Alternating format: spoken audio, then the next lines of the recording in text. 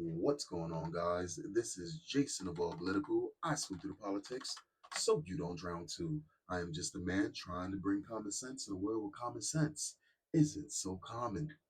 Mom left husband of 14 years for soulmate only to be rejected. Well, in my personal opinion, sounds like that's what she deserves. Good. What's the saying? If you get somebody who should, if somebody leaves the person that they're with for you and they're cheating, they're gonna leave the same exact way. It takes well, hold on. Female prison guard has phone sex with inmate, flooded his mouth with 900 messages to keep Trice going. What does this happen at? Hold on, I'm so sorry. A female prison guard had sex with an inmate and flooded his mouth with 900 messages to keep the relationship going, according to UK herd Megan Gibson. Yep. Okay. All right. All right. It takes two souls to tango. Let's go back. It takes two souls to tango. A mom of two has been mocked on social media after revealing she left her longtime husband for a man she believed to be her soulmate, only for him to promptly reject her. Amanda Trenfield has been described by critics as a self destructive psychopath for writing about the emotional saga in her new book, When a Soulmate Says No. Well, then, they ain't your soulmate. An excerpt from the tune published in the Sydney Morning Herald last week sparked ridicule from readers who claimed the rejection was karma for the fact she had blown up her own marriage. She ruined her life for nothing. One of the biggest losses we've ever seen, one reader quipped with glee.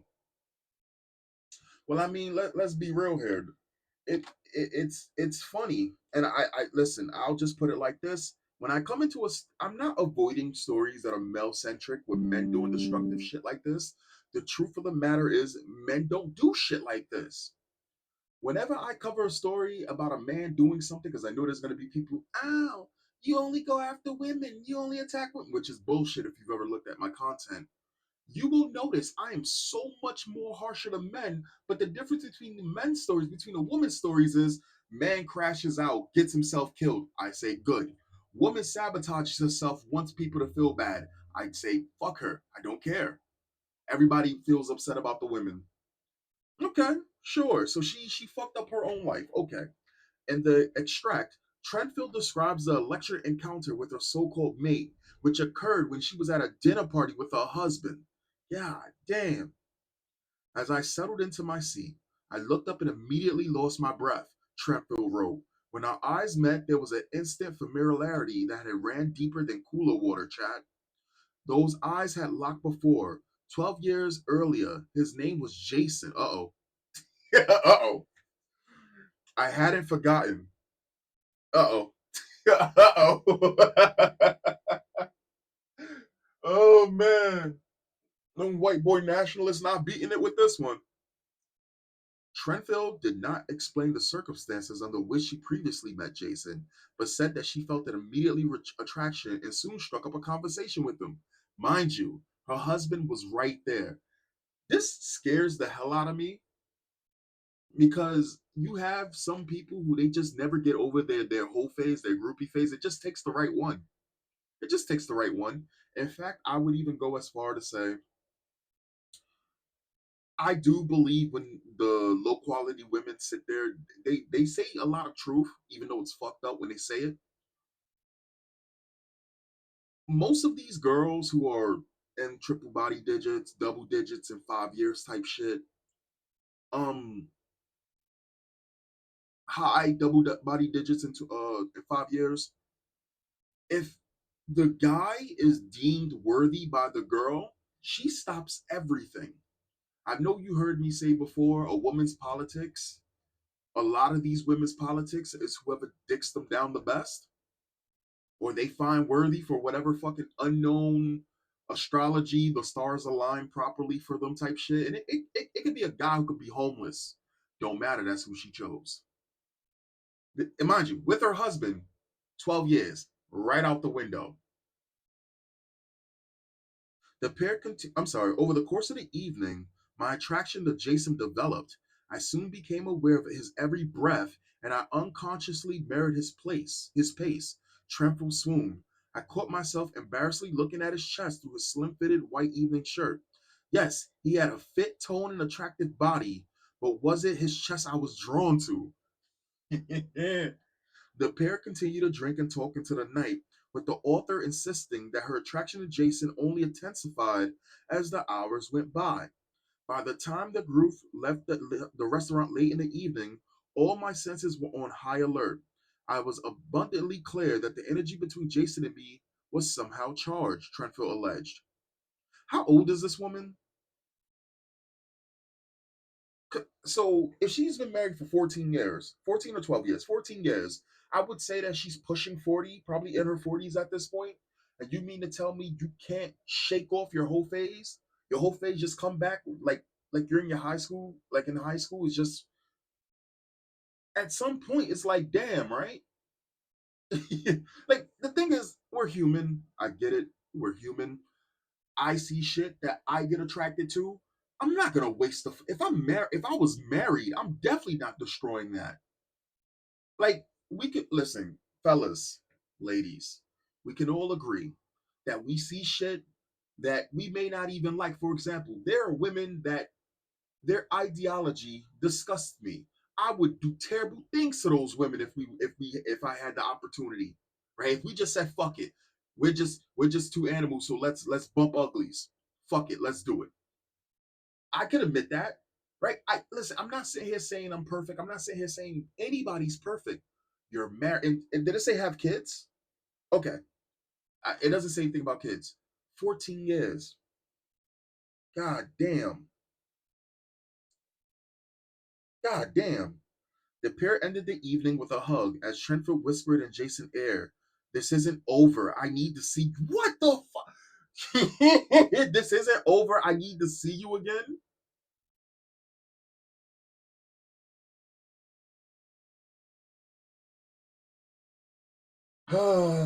I had never felt anything like this before.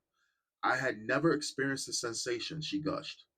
I now know without hesitation, without question, without any doubt in my mind, my body or my heart, that the energy we experienced that evening was our souls connecting. I left the dinner party a different woman. Dog, the things that man could have did to that man's wife that night, that night, that night. It's funny because you guys remember the story about the chick who was on Tinder for 5 years and she slept with, I think she went on like 62 dates, and she slept with like 56 of those people. So she had access. She swiped no, or she swiped like 62,000 times, 777 times. She went on 62 dates. She slept with 56 of those 62 dates, right? And the thing is, a lot of these women already know who they want to sleep with. I mean, don't get me wrong. I know who I want to sleep with before I sleep with them.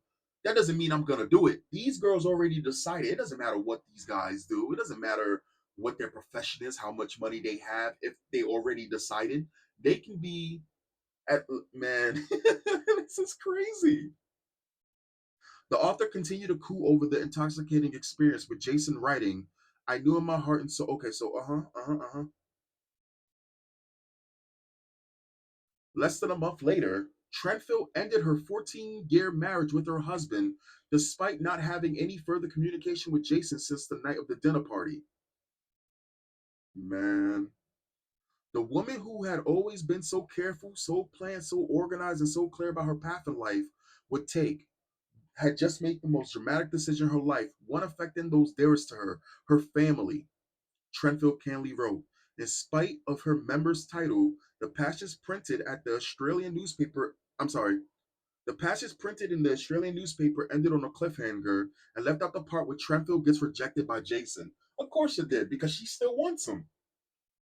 The piece quickly went viral on Twitter, with many seeming to enjoy the prospect of Trentfield heartbreak.